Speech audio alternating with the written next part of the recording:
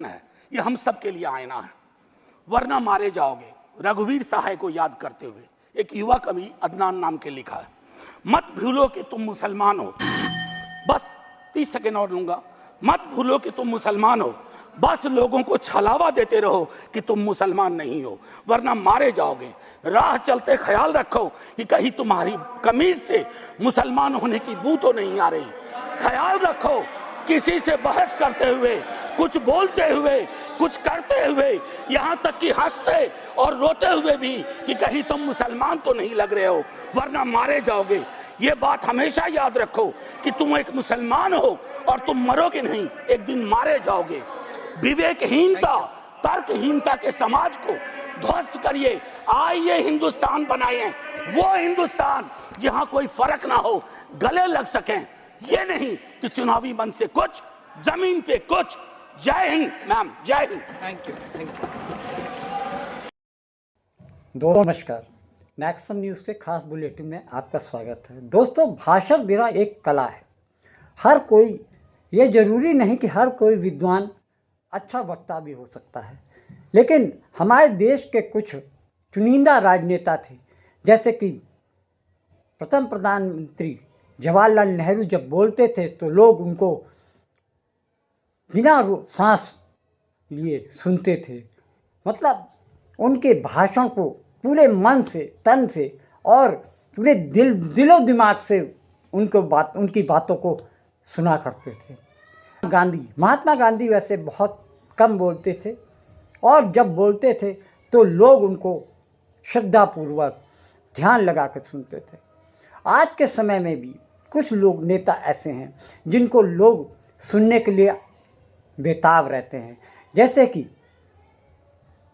श्रीमती इंदिरा गांधी जब बोलती थी, चाहे वो देश हो, संसद हो या जनसभा, वो उनके अंदर एक इतना आकर्षण था कि वो सामने वाले लोगों को अपने मन से, भाषा से, शैली से जोड़ लेती थी।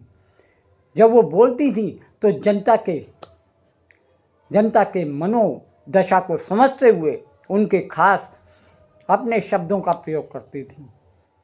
आज के समय में राजनीति में कुछ ऐसे नेता हैं जो कि जनता को अपने से जोड़ लेते हैं। जैसे नरेंद्र मोदी जी प्रधानमंत्री हैं, वो ये इस कला के पारंगत माने जाते हैं कि जनता क्या सुनना चाहती है, जनता से क्या उम्मीद की जा सकती है और जनता उनसे क्या उम्मीद की जा सकती है। लेकिन उनके अंदर एक सबसे बड़ी जो कमी कह लीजिए या उनकी खूबी समझ लीजिए कि वो हमेशा कटाक्ष की, विपक्ष को कटाक्ष के जरिए नीचा दिखाने की कोशिश करते हैं। उसमें कभी कभी उनकी लोग आलोचना भी करते हैं।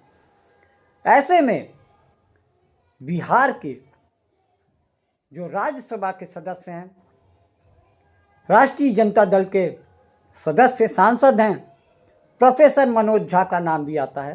प्रोफेसर मनोज झा 2018 से राजद के राज्यसभा सदस्य हैं। वो पेशे से प्रोफेसर हैं, इसलिए उनकी भाषा पर उनको काफ़ी कमांड है। वो जो भी बोलते हैं नाप तोल के बोलते हैं, बहुत अच्छी प्रभावशाली भाषा का इस्तेमाल करते हैं। वो किसी की आलोचना भी करते हैं तो वो इतने ढंग से करते हैं कि वो सामने वाला अपनी आलोचना सुनने पे भी मुस्कुरा के रह जाता है।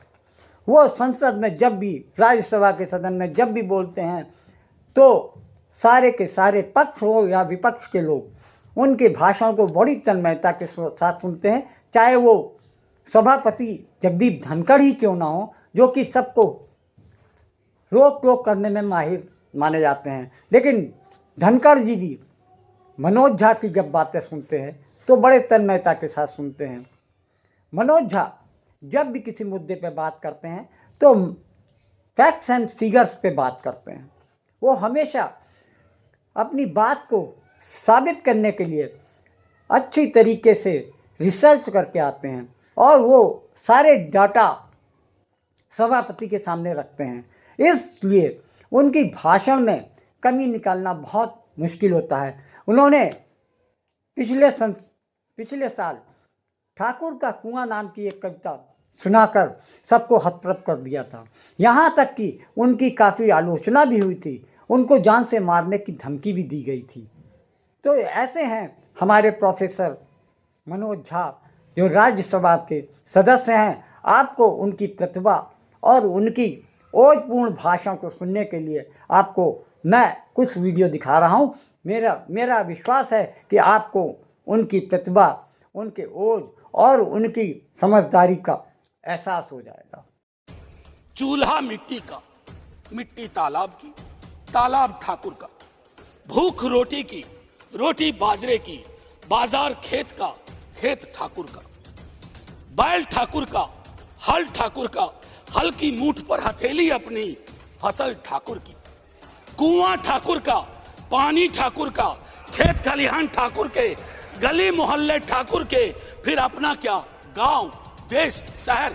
और मैं फिर से क्लैरिफाई करता हूं, वो ठाकुर मैं भी हूं, वो ठाकुर संसद में है, वो ठाकुर विश्वविद्यालयों में है, वो ठाकुर विधायिका को कंट्रोल करता है। इस ठाकुर को मारो जो हमारे अंदर है।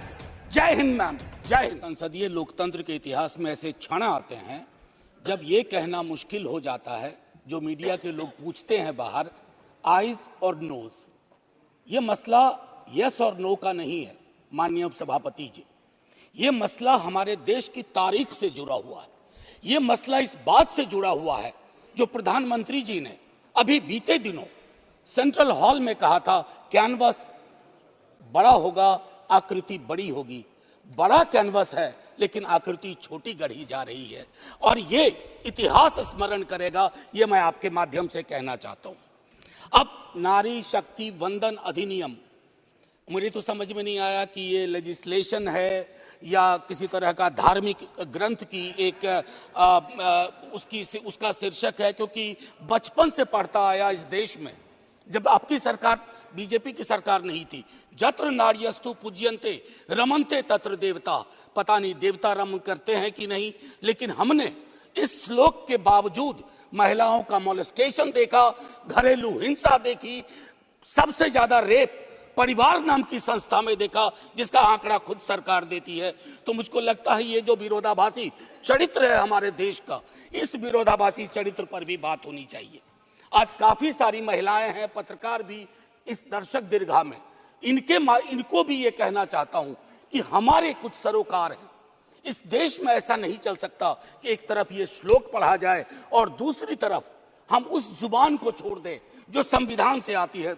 मैडम, संविधान राइट्स की बात करता है, अधिकार की। हमारी वोकैबुलरी को क्या होता जा रहा है? अधिकार दया की श्रेणी में नहीं आएगा, लेकिन पूरा का पूरा जो टेक्सचर देखता हूं वो दया की श्रेणी में बात होती है। अधिकारों की बात कभी दया से नहीं होगी। माननीय deputy chairman ma'am, chairperson ma'am, sorry, as per the delimitation commission 2008 हमारे पास जो सीट्स हैं 412 जनरल सीट्स, 84 एससीज, 47 एसटीज।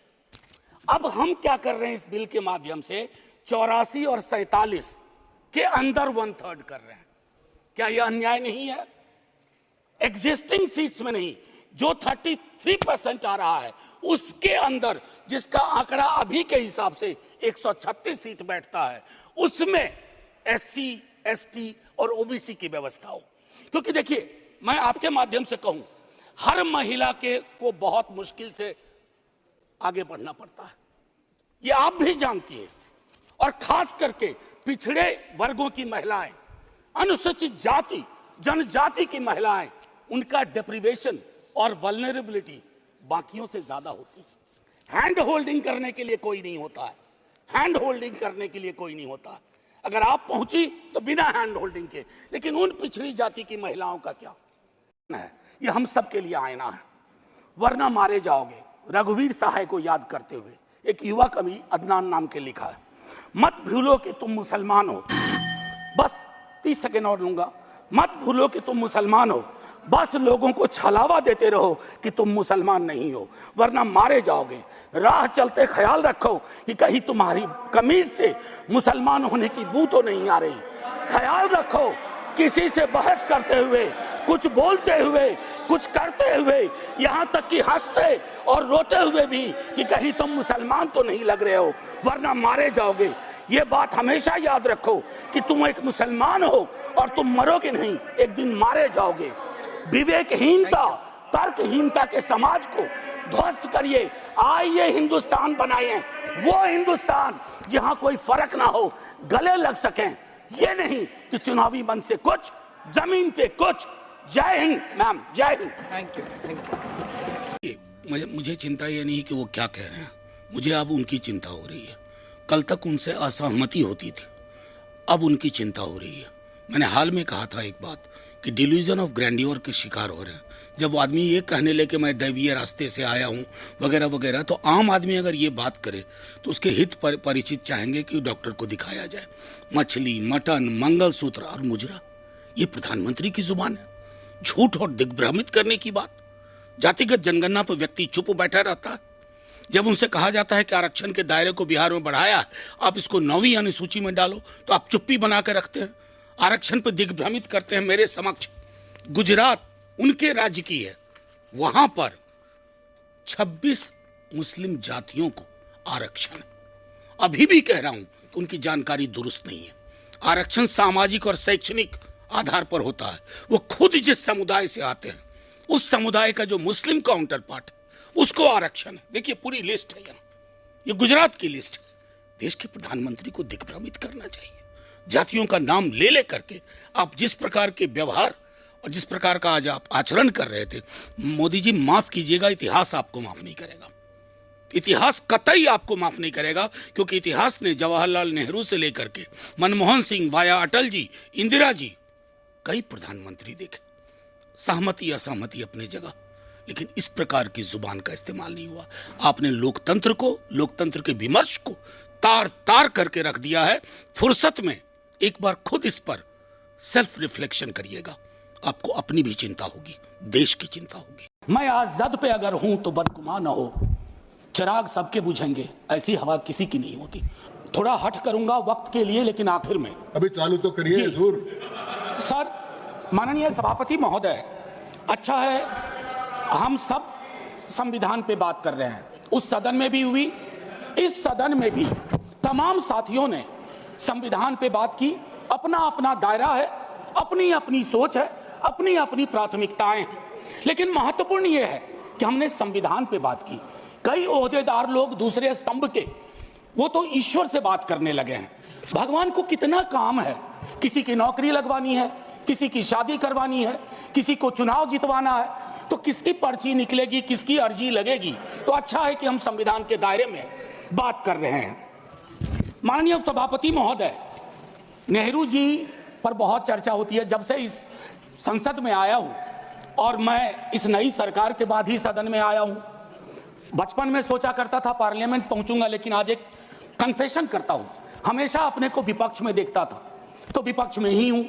तो सर ऐसा है, मैंने कई दफा कहा है, 14 का चुनाव, 19 का चुनाव, 24 का चुनाव, जवाहरलाल नेहरू नहीं आ रहे हैं, विपक्ष आ रहा है, कांग्रेस आ रही है। 100 साल आप चुनाव जीतेंगे, लेकिन नेहरू को फिर भी वहां खड़ा पाएंगे, क्योंकि अथॉरिटेरियनिज्म के खिलाफ, पार्लियामेंट्री डेमोक्रेसी के प्रतीक है नेहरू। वो ढाल हैं, वो रक्षा कवच हैं। और मैं आपको बताऊं, हमारे नड्डा साहब ने जेपी का उद्धृत किया, और मुझे अच्छा लगा कि जयप्रकाश जी ने जब इंदिरा जी को, वो इंदू लिखा करते थे, जब चिट्ठियां लिखी ना इमरजेंसी के दौरान, तो नेहरू को इन्वोक किया। I am writing to you in the name of your father Jawaharlal Nehru. वो ऐसे व्यक्ति थे, जब उनकी आलोचना नहीं होती थी तो छद्म नाम से अपनी आलोचना स्वयं करते थे। तो मैं क्या कहूं, जयप्रकाश जी का कश्मीर पर जो नेहरू जी को चिट्ठी थी या इंदिरा जी को चिट्ठी थी, अगर वो चिट्ठी आज मनोज कुमार झा अपने नाम से कॉपी पेस्ट करके लिख दे, तो सर शाम तक मैं टेलीविजन डिबेट में विलेन बन जाऊंगा। मेरे पर यूएपीए लगे ना लगे, सांसद हूं शायद ना लगे, लेकिन बहुत तरह की तोहमत लगेगी। सर एक आवश्यक बात, हम महापुरुषों की जन्मतिथि पुण्यतिथि पर माल्यार्पण वाले दुनिया के नंबर 1 देश हैं। इतनी पुष्प वर्षा करते हैं जन्मतिथि और पुण्यतिथि पे, लेकिन सर वो तिथियां इस बात की भी होती है कि हम अपनी चुनौतियों को स्वीकार करें। अगर हम संविधान दिवस मना रहे हैं, क्या फ्रीडम के बारे में नहीं बात होनी चाहिए? दोनों तरफ ऐसी बातें हो रही हैं, मेरी कमीज सफेद, तुम्हारी कमीज गदली। अरे साहब, संविधान की कमीज देख लो, वो गदला ना हो, उस पे दाग ना पड़े। ये हमारा दायित्व होना चाहिए। आज से 25 वर्ष बाद मैं इस सदन में नहीं होऊंगा, हम में से बहुत लोग नहीं होंगे। जब 100 साल पे चर्चा हो रही होगी, बहुत चर्चा होगी, लोग विश्लेषण करेंगे, जैसे आज हम करते हैं कि नेहरू को यह करना चाहिए था, नेहरू ने वो नहीं किया। 100 साल बाद कोई आपके बारे में टिप्पणी करे, मैं जीवित नहीं रहूं, संभवतः मैं सदन में नहीं रहूंगा, लेकिन वो भी अच्छा नहीं लगेगा सर।